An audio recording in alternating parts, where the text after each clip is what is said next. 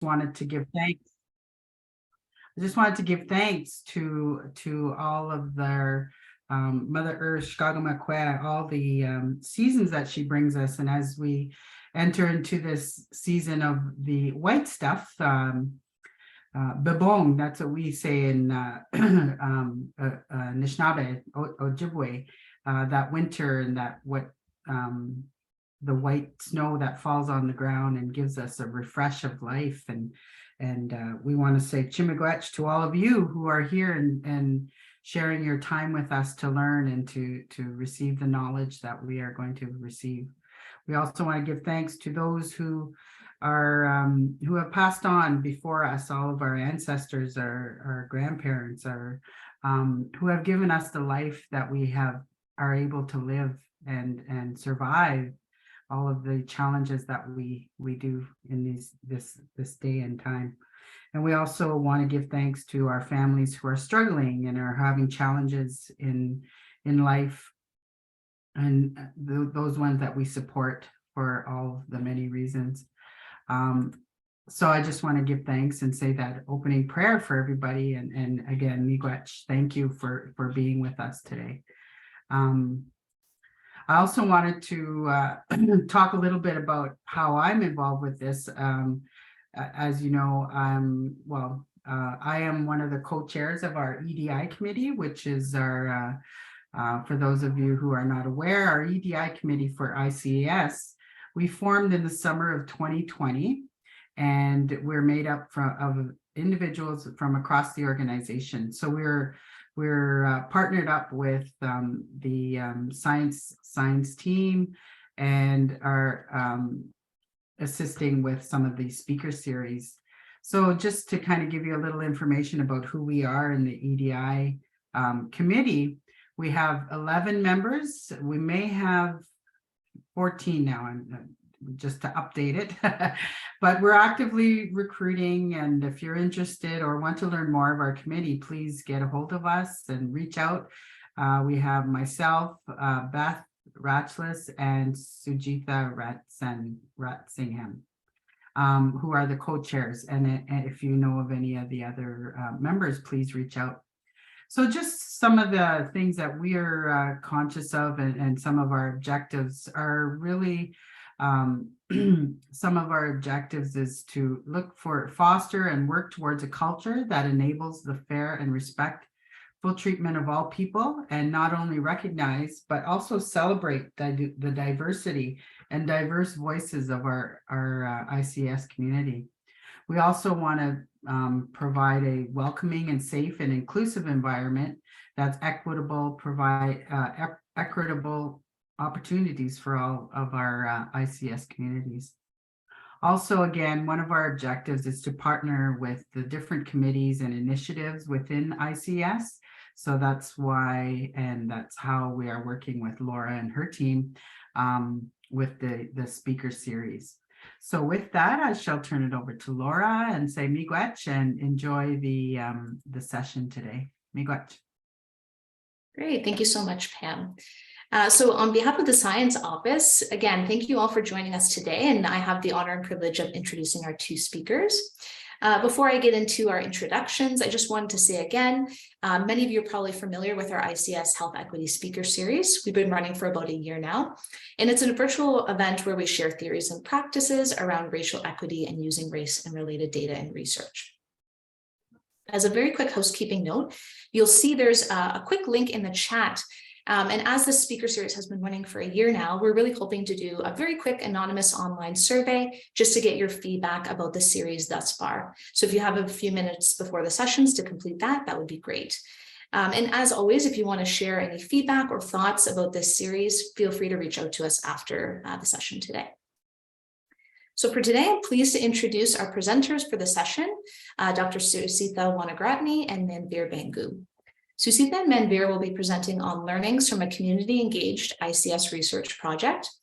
The presentation will explore lessons learned around best practices, successes, and challenges of working in an academic community partnership. Dr. Susitha Wanigaratne is a senior research associate at the Edwin S.H. Leong Centre for Healthy Children at the SickKids Research Institute, as well as a fellow here at ICS. As a social epidemiologist, her work examines immigration as a structural and social determinant of health. She is interested in community-based participatory research methods, which fuse the lived experience and perspectives of community members with the power of analytics from population-based administrative data. She holds a PhD in epidemiology and a Master's of Health Science in Epidemiology and Community Health from the Dalla School of Public Health at the University of Toronto. Manvir Bhangu is a gender equity and human rights advocate and a community mobilizer. Manvir is the founder of Lablia, a nonprofit that empowers South Asian daughters through education, engagement, and awareness. In 2018, Manvir was honored with Brampton's Top 40 Under 40 Award by the Brampton Board of Trade, and in 2022, Manvir was awarded the Women Working in Social Activism on behalf of Women and Children Award by the Elementary Teachers Federation of Ontario. We're delighted to have Susitha and Manvir co-present today's session.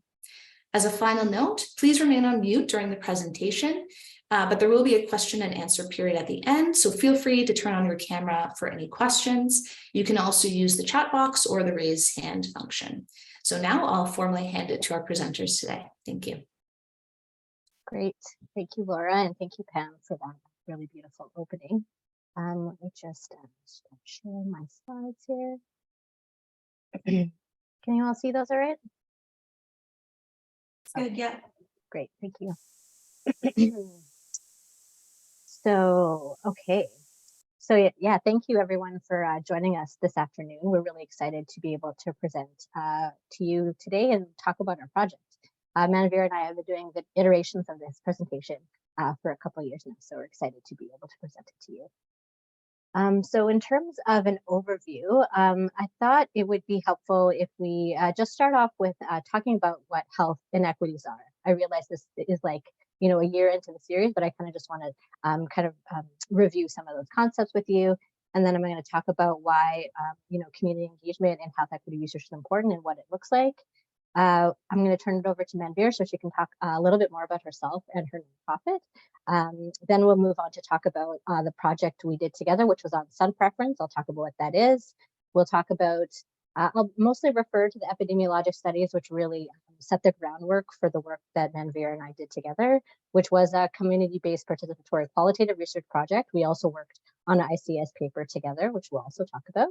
Manvir will talk about the tool that we designed, that we co-designed as a part of our project and how it was used. And then we'll end with some challenges, learnings, and successes. And hopefully there'll be a fair bit of time at the end for us to take any questions or receive any comments or suggestions that you have. So to start off, health inequities, as defined by the National Collaborating Center for the Determinants of Health, are defined as health differences between population groups defined in social, economic, demographic, or geographic terms that are both unfair and avoidable. And I also like to include this next part of the definitions, and it refers to public health practitioners here, but I think it really refers to anyone who's interested in health equity and health equity research. So I think an important point is that anyone interested in a health equity approach really seeks to the ultimate goal is really to seek to alter institutions, policies, and practices that cause inequitable distribution of power and resources. So that's kind of the ultimate goal. And, you know, these systems, and just kind of going back to, I think what the first health equity talk that was given by Stephanie Nixon in her paper on the coin of privilege. She talks about these systems that cause inequitable distributions as systems of inequality, and she uses this coin analogy, which I think is really effective. So these are the systems there. She describes them as intersecting coins. So the top of the coin is those kind of that experience privilege, and the people on the bottom of the coin are people who experience disadvantage.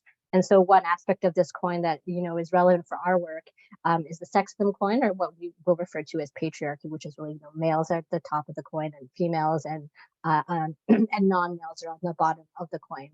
So, you know, these systems of oppression are really what we're aiming to try to disrupt in health equity research. And another thing that Stephanie advises us in her paper is really to work in solidarity and for collective action with community. So I thought that was a good place to just kind of ground, you know, where we're going with that.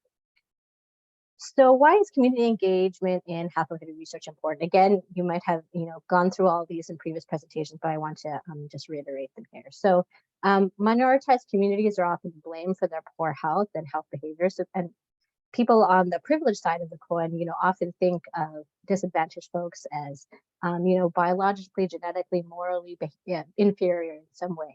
And that's kind of how a lot of previous research on minoritized communities has been done.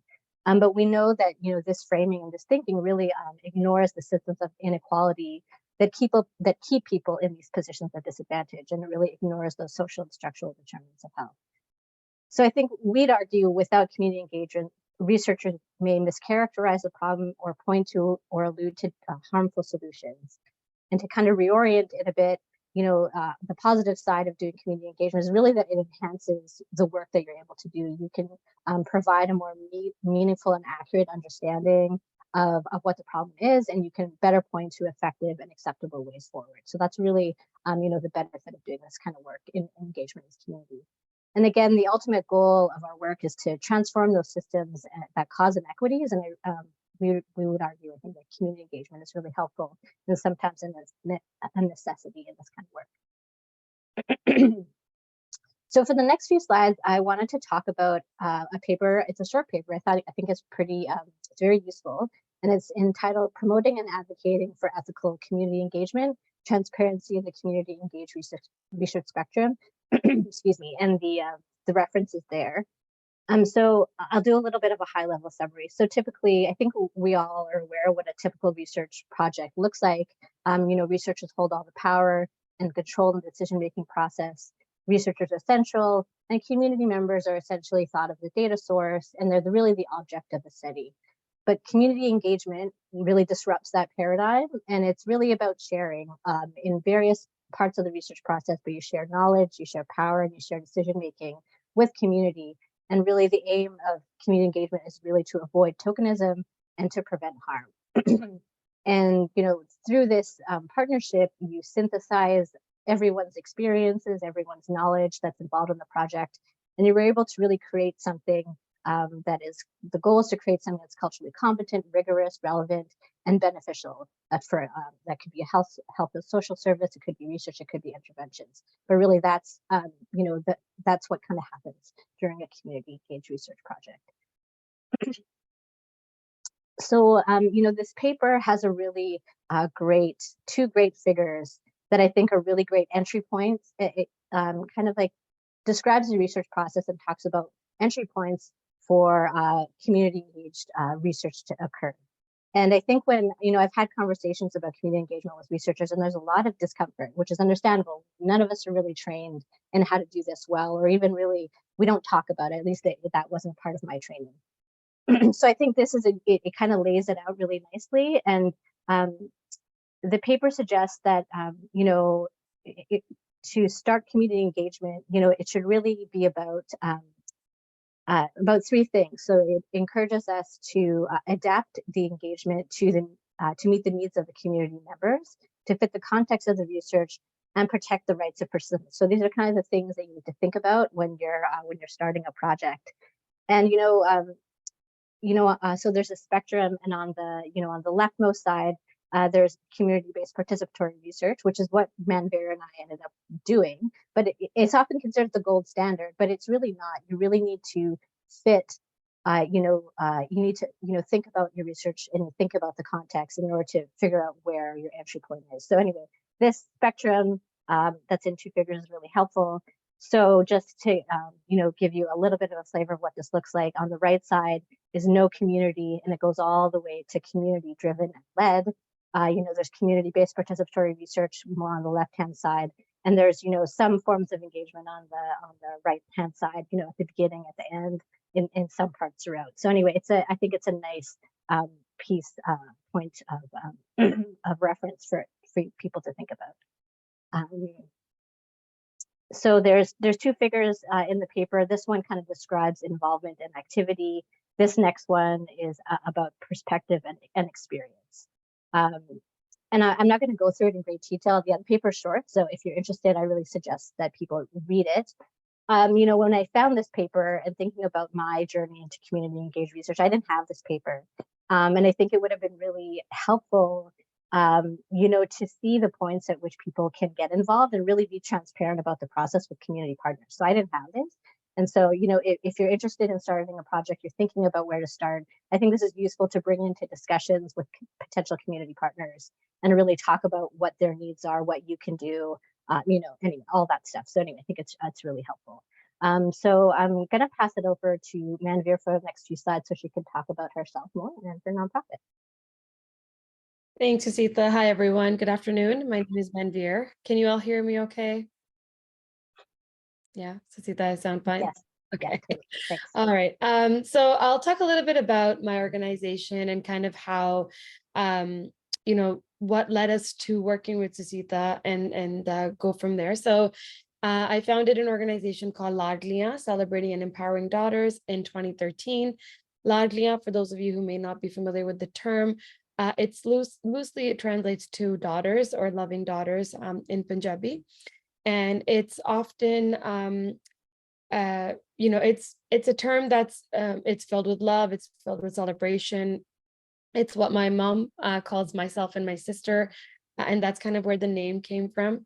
And the purpose of this organization is to really inspire South Asian daughters of all ages to become empowered through education, awareness, and engagement. And it kind of came about, when I was a young South Asian girl, realizing from a young age that some things in the community or some traditions, some ideas, some values didn't sit well with me, the way that daughters were treated for being daughters. And I really wanted to do something about that. So that's how the organization was founded. And since then, we've really grown to, have various programming in the community that is beneficial to girls and women of all ages. We have a lot of intergenerational programming. We have mentorship at its core, at the core of our work. We do a lot of educating around sexual health and menstrual health, something that is not often talked about within South Asian families and can be considered a taboo topic, as well as gender-based violence. And more recently, we've been working to support women international students who are from the South Asian community living in the Peel region. And I'll go into that a little bit more in the next couple of slides. Susitha, can we have the next slide, please? Thank you. So working with Susitha and doing some research, that was the first time that we had done anything like that. And this was a while ago now, but it really, showed me how much, how valuable it is to have credible community partners and how valuable it is to have just data that represents our community. And since then, we've done a lot of other research work with partners in the community. One of the more recent ones that we focused on or worked on was our report on how women and girls were impacted in Peel region with the pandemic, and that one's called Daughters of the Pandemic. And as you know, the pandemic was hard on everybody, but when it comes to Peel, just how Peel is made up, we really wanted to focus on how girls and women had been impacted. So we did some focus groups and we partnered with a community organization called Punjabi Community Health Services on this. We've also been doing a lot of community-based research around gender-based violence. Again, something that doesn't have a lot of data when it comes to the South Asian community particularly, but we're starting to see more awareness around it. So we developed a toolkit after having consultations with community members on what gender-based violence looks like in our community. Again, we were funded for this project as well. And research takes a long time and it also takes a lot of resources. So it's always great when we can get funding for those types of initiatives. And more recently, we've been funded by Tamarack Institute for Community Engagement to work with women international students and understand some of the employment exploitation that's happening with them, especially in the Peel region. So just some of the current projects that we're working on. Next slide. Okay. Great. Thank you so much, Manvir. So some inspirational work that Manvir and her team are doing. It's really great to hear about all that. So we're going to kind of launch into the work that we did together. So the focus of the work was on a topic referred to as son preference. So this is defined as an attitude based on the belief that girls are inferior to boys. And sex selective abortion, which is what we looked at in our quantitative work that I'll talk about in a few slides. So sex selective abortion favoring sons is a very extreme form of son preference and a form of gender-based discrimination. And we know that it limits the health and educational, social, and economic opportunities and potential of girls and women. So just a bit of background on what son preference is. In terms of studies elsewhere where it has also been seen, there have been studies in India, China, also South Korea, but I think that has changed in the last 2 decades or so. But anyway, there's some studies from those countries as well that indicate that that is occurring there, and it varies geographically. So in terms of the earlier quantitative work that kind of set the foundation for the work that Manvir and I did together, many of you may know about these studies. The first one, all of these studies were led by Marcelo Urquia, who's a social and perinatal epidemiologist who's now at the University of Manitoba. So all of these papers looked at son preference, sex-selective abortion in some form. They also all had community engagement involved. So just very quickly, the 2016 paper found that women who were born in India who had 2 previous daughters went on to have a 3rd child were much more likely to have a son in that 3rd birth. If there was an abortion between the 2nd and the 3rd birth, then that ratio was even more biased towards sons. And the second paper was a national paper, found very similar patterns across the country using StatsCan data. The 2017 paper just dug in a little bit more with ICS data in terms of mother tongue and duration of residence.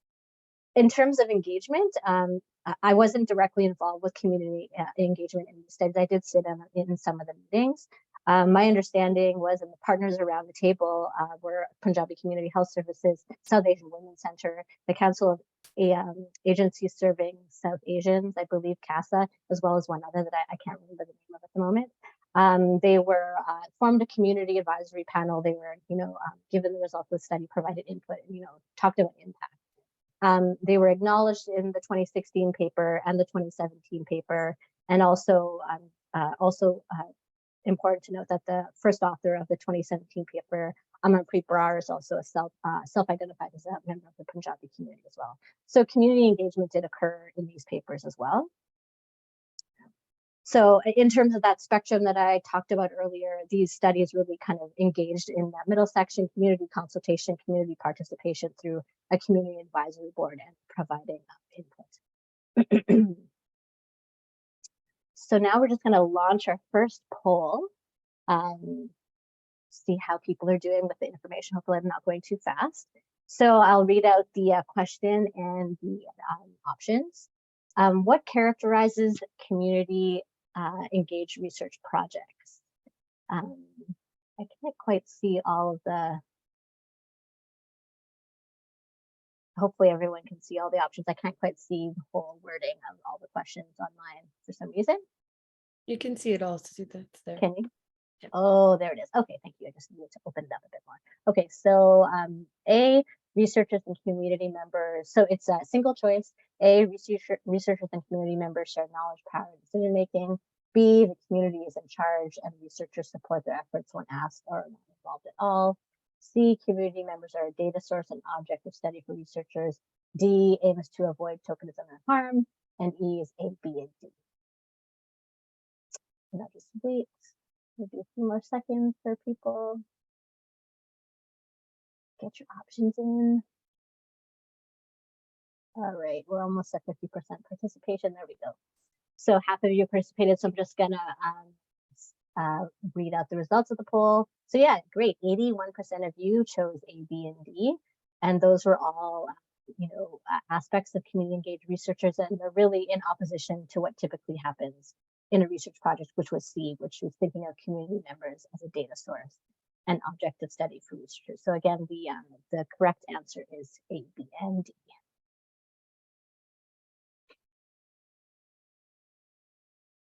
Oops. All right, so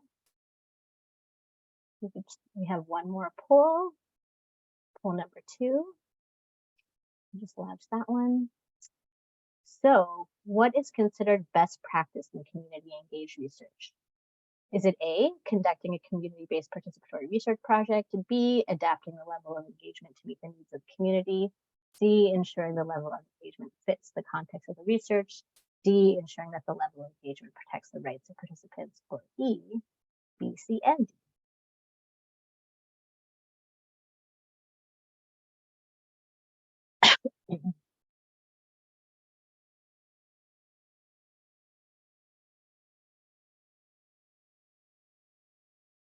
Just wait till see if we get 50% participation.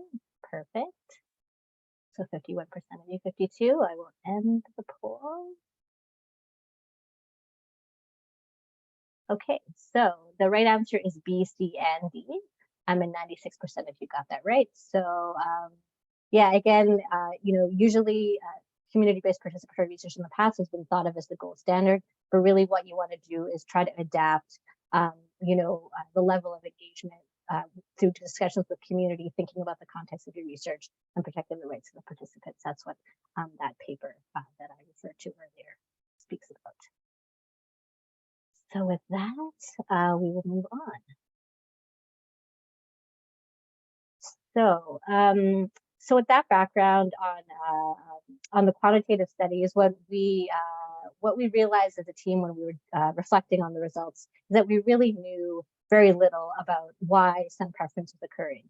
And so we thought we would, I was able to write a small grant that was ultimately funded by Women's College Hospital. And we had these 3 objectives. So the first objective was to understand community members' experiences of sun preference and how it relates to reproductive decision-making. Explore what could be done to address sun preference from the perspective of community members, as well as identify ways to support community intervention.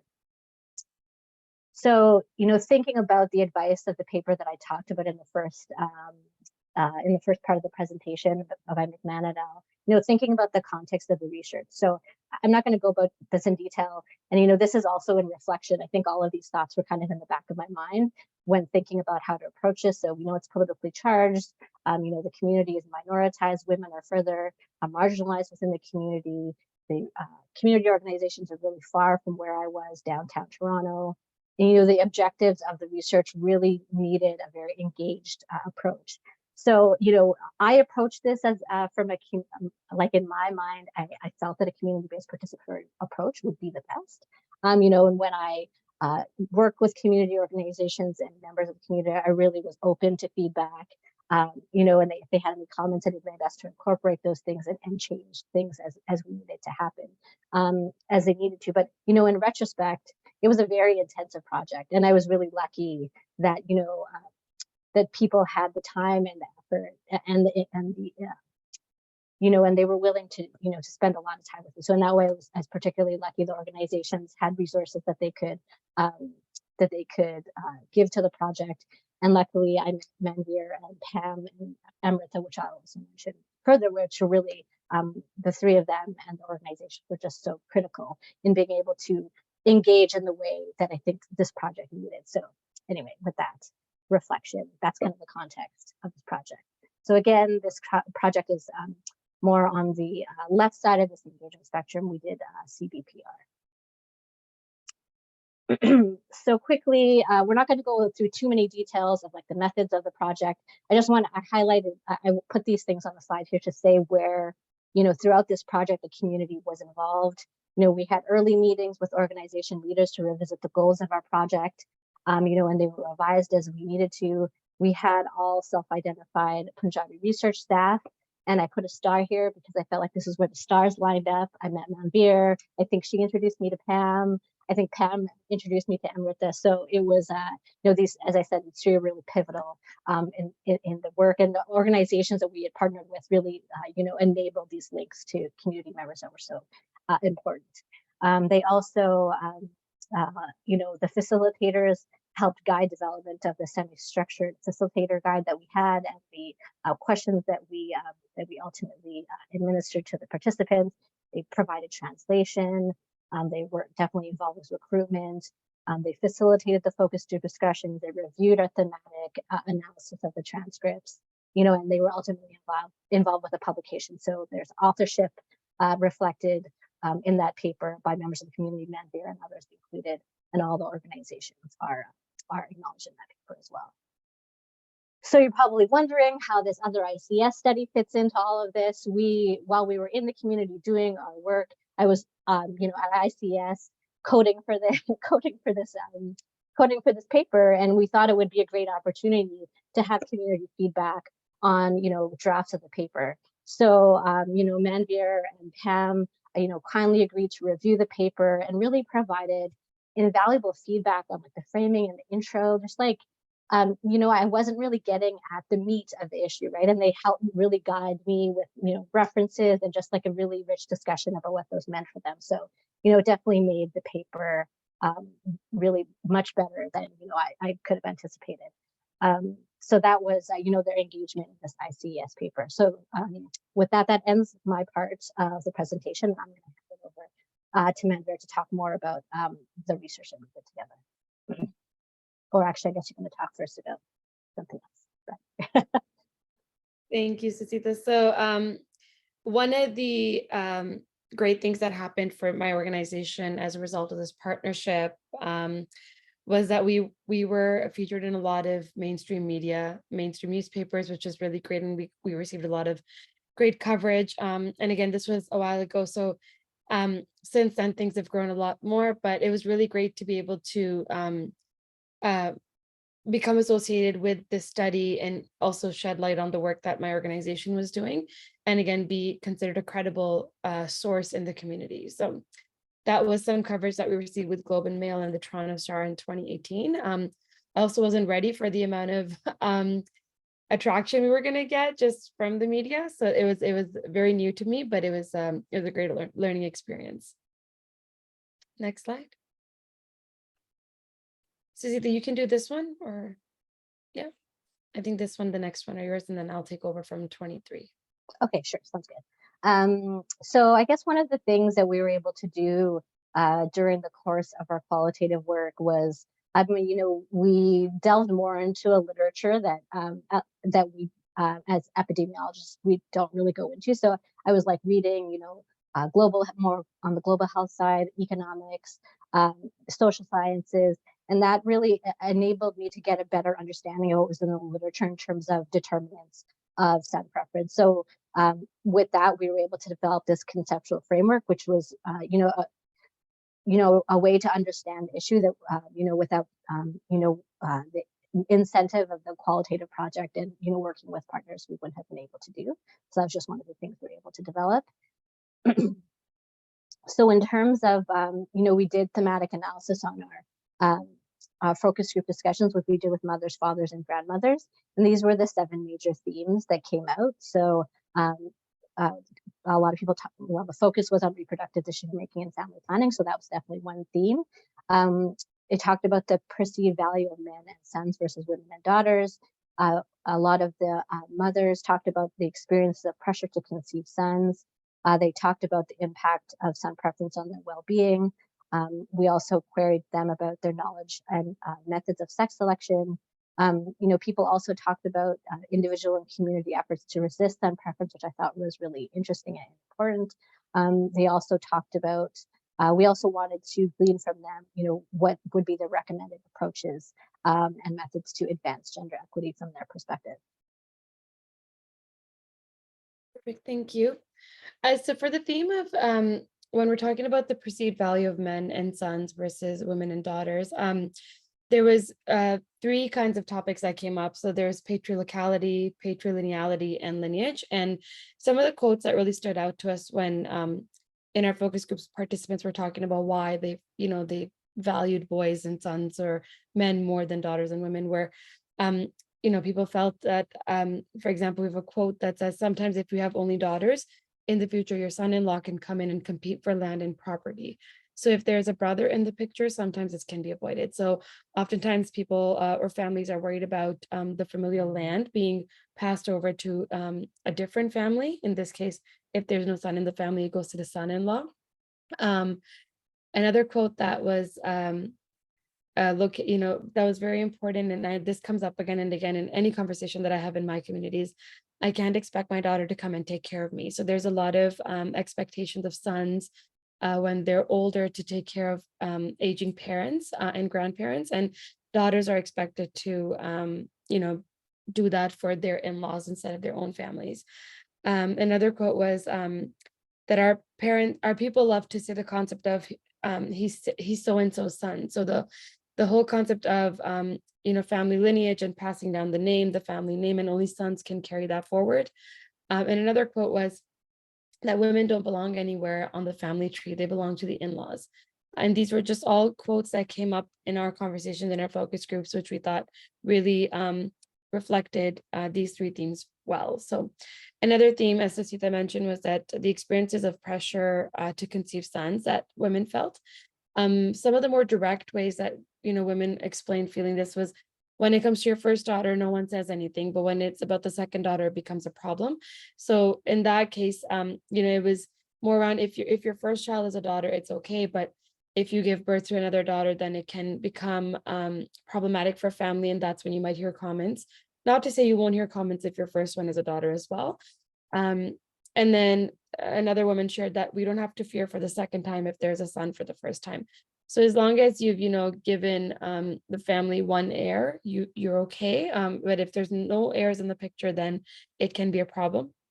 And these are examples of explicit reproductive coercion that was experienced by one mother.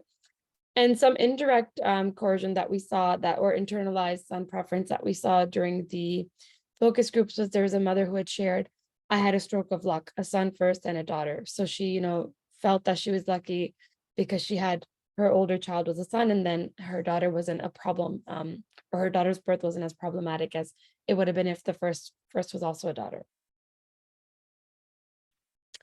And then the other theme around impact of son preference on well-being.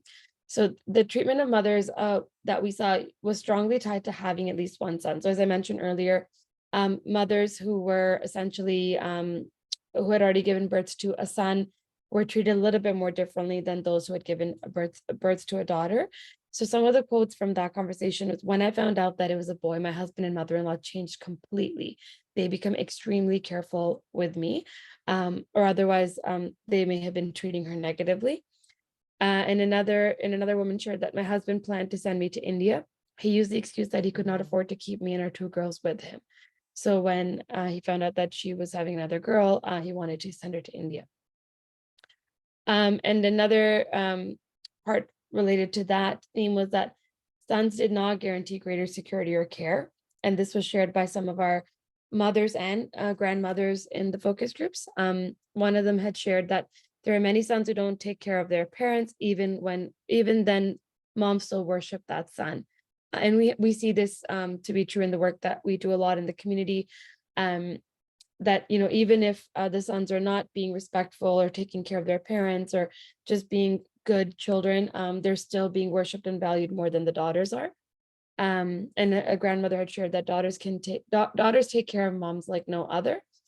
And another one had shared, why should we have expectations of our sons? In reality, we will all go to old age homes, which is something that they look down upon as well, that if you don't take care of your ailing parents or grandparents and send them to an old age home, it's looked down upon.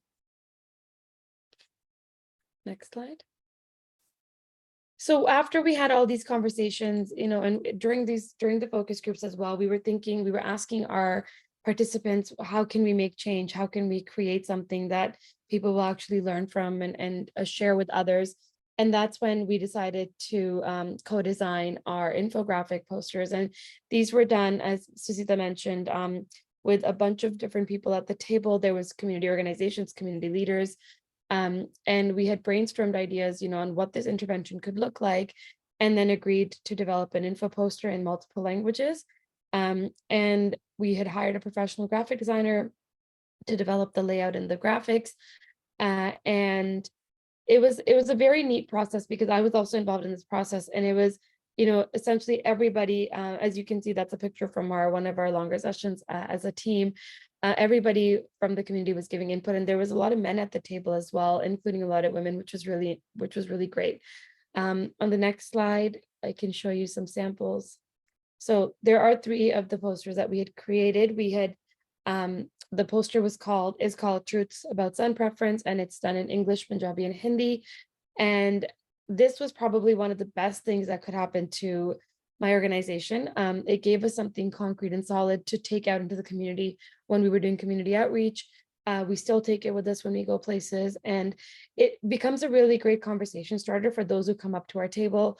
Either they disregard it completely, which happens very often, or they really want to learn more and they're intrigued and they want to ask questions. And maybe some of them are taking it with them. We have copies of it on our community booths as well, so a lot of them end up taking it with them.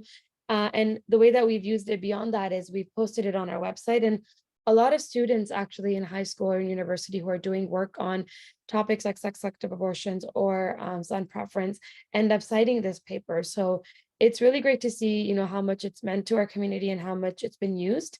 And another really great way that it was used was our partner, Pam, who's not here today, but she was running the Partner Assault Response Program at an organization in Peel region. And she used it in her program, which is a court-mandated program for men who have been abusive. And she used it in her Punjabi men's group, where she worked with 100 men and discussed gender inequity using that poster. So I think it's great that it's been used so much, and it continues to be used as well. Again, it's still on our website, and we still take it with us when we go into community events. One of the other great things that happened to Lagnia as a result of this partnership was after we wrapped up the project, especially when we had the focus group with the grandmothers, it was very hard for me to sit in that focus group and hear some of the things that were shared about daughters and granddaughters by women in our own community. And I really wanted to take that, I wanted to change the narrative. I wanted to eliminate all of these negative views that women had about granddaughters or daughters. And as a result, I thought about doing something intergenerationally, and this is when BG Mom and Me came about. BG Mom and Me, for those of you who don't know, BG means, it's a term often used to refer to grandmother on either side, maternal or paternal. We created this project. At the time, it was just BG and Me. We wanted to bring together grandmothers and granddaughters and talk about some of the challenges they're facing as women and girls from two different generations, and why are grandmothers holding such strong beliefs about having a grandson versus a granddaughter. And we started to do workshops and started to have conversations by engaging them in an activity. So for example, we would cook a meal together, where maybe we would be collaborating on if it's a pizza, maybe it's like an Indian style pizza or something that, our grandmothers can pass on their recipes, and we can then cook something in fusion with that, and start talking about, the role of women in the kitchen, the role of women in the household, and why is it that a lot of the grandmothers expect granddaughters to be a certain way versus grandsons, and a lot of the moms and so forth. And over time, more so last year, a lot of moms have been reaching out to us and saying, we feel like we should also be a part of this conversation because this also impacts us. So we have included moms into the conversation now as well. So now it's BG Mom and Me, and it's one of our most loved and well-attended programs. We do it, we open it up for those who also don't have grandmothers or granddaughters, but want to connect with other women in the community. So people can volunteer, and we pair them up with a grandmother or granddaughter, and they take part in activities together. So we've done a lot of traditional or cultural activities with them, where we talk about family memories passed down, or folk tales passed down, folk music, things like that, which both generations or all generations are able to resonate with. And the program was also featured on the front page of Toronto Star in 2019, which was really great. So the one thing we also just wanted to talk about briefly was another point in which, several years after we did the project that we were able to collaborate on.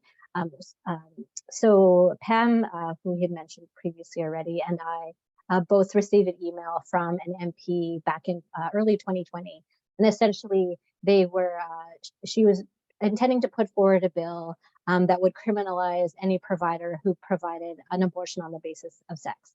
And when Pam and I both received this email and we understood what she was planning to do, we knew that this would be harmful. It would definitely be harmful to women, South Asian women, and ultimately anyone who was seeking an abortion. So, it was really, it taught me so much about the use of, science and policy. Like, this was not how we intended and wanted our work to be used. Anyway, so, we were both really concerned. Pam sent out an email to a bunch of us that worked on this project together. We met on a Saturday, and we were trying to figure out what we should do. Ultimately, what we ended up doing was writing a policy brief. We were able to circulate it to some MPs. Manvir knew several MPs in the Brampton area, and she was kind of able to circulate to them to kind of give them our perspective. Ultimately, the bill was defeated, which I don't necessarily attribute to anything that we had done. But I just want to, I bring this up to say that it was another point that we were able to collaborate on. And it was something that, is ultimately going to be very impactful. And I think we know without this partnership, I would not have known how to approach it. And it was just comforting to know that we were, approaching it from a perspective of the community. We were also able to inform it with the science that we knew and the qualitative research that we had done together. So it's just like another point that we were able to collaborate on. So now we're gonna, Now we're just gonna move on to talk about the lessons and challenges from both of our perspectives before we go on to answer any questions that you have. So for my organization and me particularly, I think some of the lessons and challenges, more so lessons really, where it's really important to understand who else is involved in which capacity. When we were doing this project, we were fairly new to research as a community partner.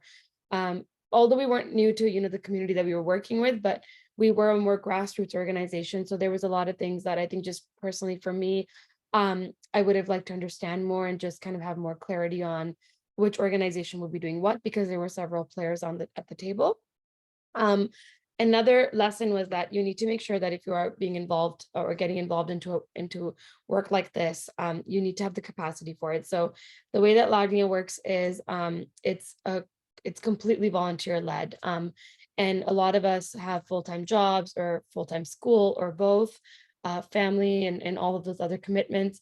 So it was important. It was kind of a reality check to see, okay, we're taking on this big responsibility and now we have to make sure that we can see it through and do a good job while we're doing that. And then the sustainability piece, which I think is also related to the capacity piece of, if we're going to take on this big project, how do we make sure that the conversation keeps going and doesn't just end with with this one info poster, for example. So those have been all learnings for me as a leader, as a community leader, and as an organizer, to really see, if we're putting so much effort into this project and so much funding has gone to this project, we want to make sure that the conversation just doesn't stop once the project's life is over and we can keep doing the work. So I think that's why the BG&Me project is so important, because we got to keep that conversation going. And the infographic, we take it with us still and we use it in various settings. And then of course, another challenge with any kind of research or any kind of project is always funding.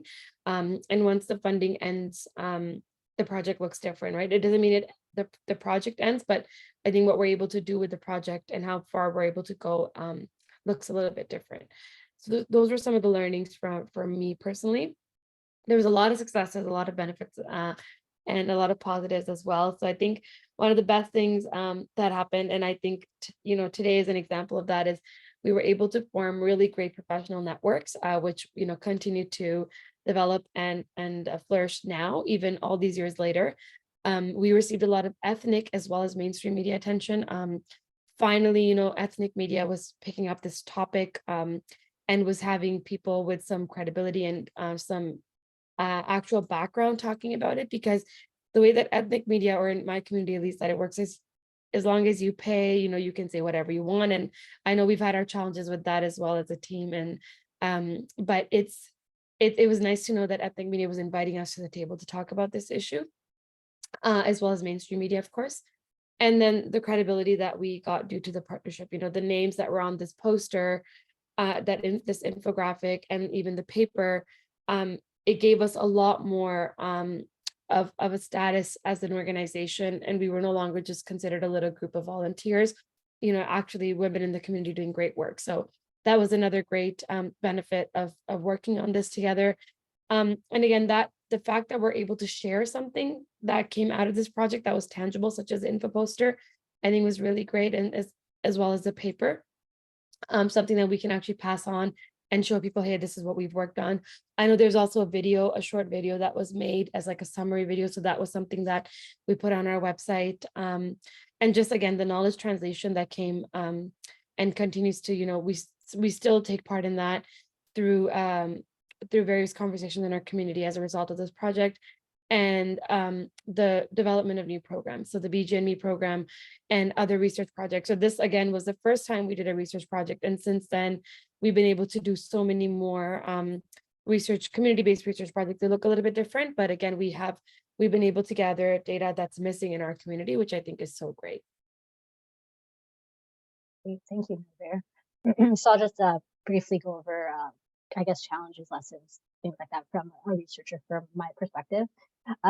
So I guess it kind of dovetails with some of the things that Manvir said also. So, the needs and expectations from those conversations that you have with community members can really be at odds with the tight timelines of this research project. So, we had a year of funding. We had to do a lot in a year. I essentially, like, a year of my postdoc was spent doing this work, which I don't regret at all. It was a wonderful, like, life-changing experience. But, a lot of these projects have a life beyond the project. So yeah, you just have to, think about that as well. And along with that, you really need to have, you need to build in the time and the energy to build the trust that's needed to do the work. And I think, one of the benefits of doing such an intensive project was that we had many points in which we had to work together and kind of work through things. I think one of the things that I like in looking back, I think I would have liked to have more conversations, like reflecting on how the partnership was going with, Manvir's organization, with the other organizations that were involved. I think that would have enabled, a more trust and just kind of more learning for both of us. So, I mean, that's something I'll take forward from my work. You need to be flexible and open to changes. Many of these organizations are very limited in their resources, and their priorities are shifting given the needs of the community. So you just have to be open to plans changing, and having backups and things like that. One thing that, I had no idea about was just the dynamics of the nonprofit world. They're challenging to understand and navigate. So it's, good to have people like Manvir who can help you understand what's going on a little bit. So that's definitely something. And then, reflecting on the policy piece that happened, that was one of the biggest challenges. I guess it's just navigating the potential harm that was ultimately outside of our control. So yeah, like Manvir, so many learnings and successes. I mean, I think one of the biggest things, thinking about how I was trained as an epidemiologist is that, you're supposed to approach your quantitative work with objectivity, and that implies a level of distance between you and your work. But I really think, it helps your work and helps the goals if you kind of remove that distance. It really helps, close that gap between, the community agencies, the community members. And I think it's really important to also explore your own values in relation to the work. I think that helps you align, what you want on the project with the community partners you want to work with and things like that. And a lot of the work I think that we did, the community knew about already. They knew that there was sex-selective abortion happening. They were able to put their number to it. They understood the experiences, they live it, right? They know all those things. So really, it was important from an academic perspective, but as an academic, what do you bring to the table? What are you offering? So just think about that. Such important insight into the challenges community organizations face. I really had no idea. Also, I had developed a deep appreciation of the community members who shared their lived experiences. It really motivated me to, contribute to the work that community organizations are doing and help figure out, and do whatever I can to support that.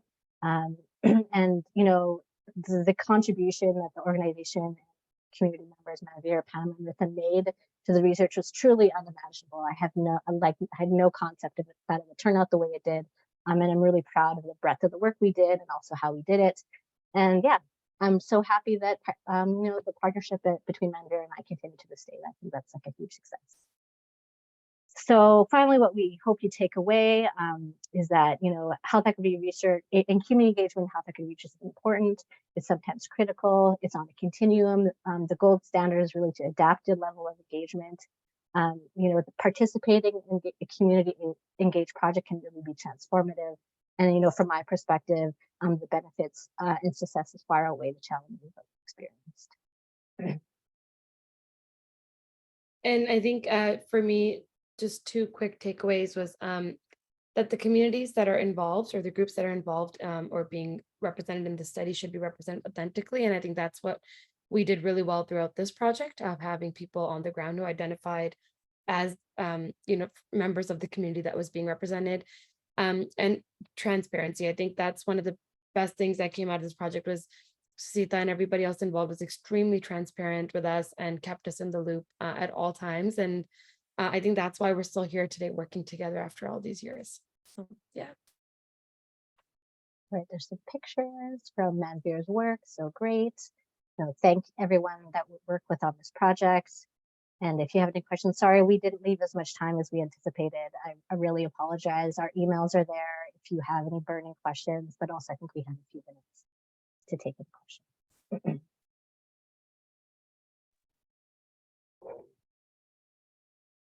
Great. No, thank you both so much. And maybe we will, I think we have like 2 minutes. So if there is any burning questions, please feel free to raise your hand or type in the chat now. How long ago was this study? I know you probably said at the beginning, but I forgot. Oh, no, it's okay. We started the work in 2017, so it was a number of years ago. Oh, okay. Yeah.